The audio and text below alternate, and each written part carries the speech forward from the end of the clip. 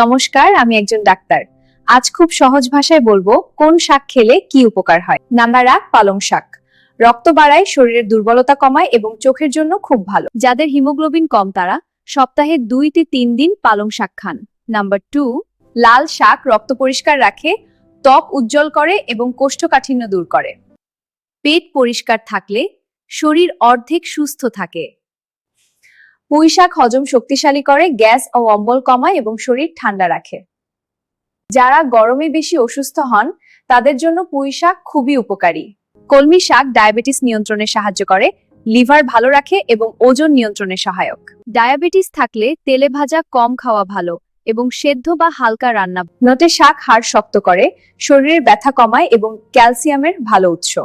বয়স বাড়লে নোটে শাক খুব দরকার। সব সময় মনে রাখবেন, অতিরিক্ত তেল দিয়ে রান্না করবেন না। প্রতিদিন একরকম শাক নয়, বদলে বদলে খান। ওষুধ কিনতে 1000 টাকা লাগে, কিন্তু শাক কিনতে লাগে মাত্র কয়েক টাকা। আজ থেকে শাক খান, আগামী দিনে রোগ থেকে বাঁচুন।